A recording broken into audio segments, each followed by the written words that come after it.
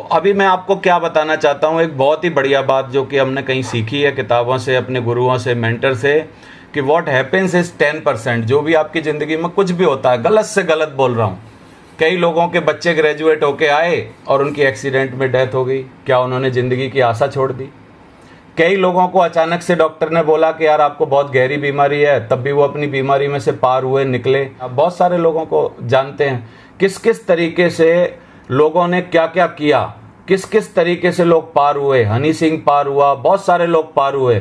यानी what happens is 10% only and how you take, किस तरीके से आप उसको लेते हैं जीवन में, एक्सेप्ट करते हैं, इस पर डिपेंड करता है कि 90% आपके साथ क्या होने वाला है। तो साथियों, आज ये जो छोटी सी सिचुएशन है पूरी दुनिया के साथ है, हमारे साथ नहीं है। और हम लोगों को भगवान ने इतना अच्छा किया हुआ है, ना हमारी फैमिली में कोई प्रॉब्लम है, ना हमको कोई प्रॉब्लम है, ना किसी तरीके का कोई बर्डन है, ना कोई परेशानी है। अगर छोटी मोटी आपके जीवन में चैलेंजेस हैं भी तो you have to face them. आप कौन फेस करेगा अगर आप नहीं करेंगे तो जो हमारे साथ होता है तो 10% है, लेकिन उसको हम लेते कैसे हैं वो 90% है। इसी बात पर साथियों हमारा एटीट्यूड डिपेंड करता है।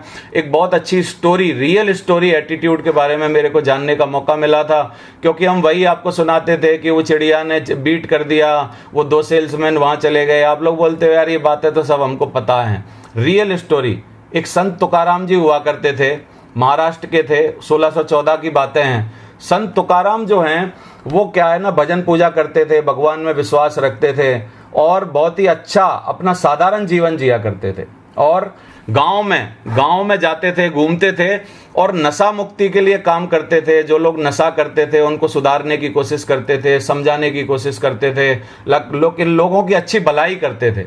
तो कुछ जवान लोगों को ये बात नहीं जमी, क्योंकि उनको दारू पीना पसंद था। तो उन्होंने क्या है, संत तुकाराम जी के साथ क्या किया, संत तुकाराम जी को पकड़ के जबरदस्ती अपनी ताकत के बल पर उनका सर मुंडवा दिया।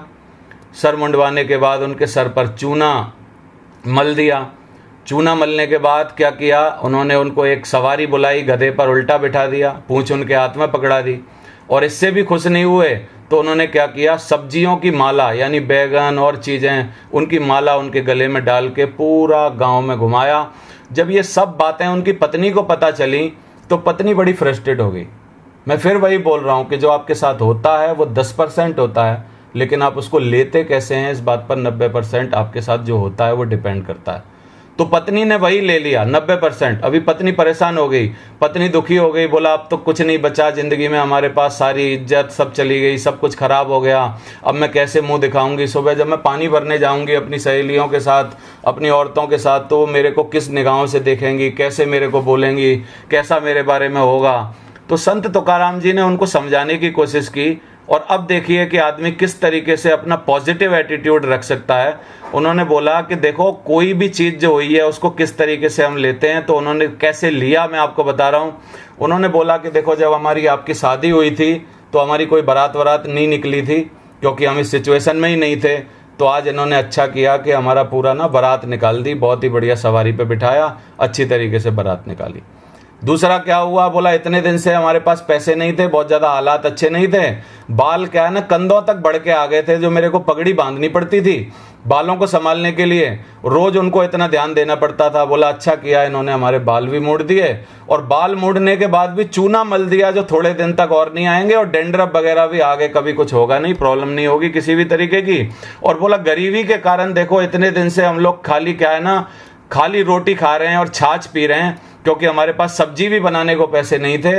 इन्होंने कम से कम 8-10 दिन की सब्जी का इंतजाम कर दिया, सब्जियों की माला हमारे गले में डाल दी है।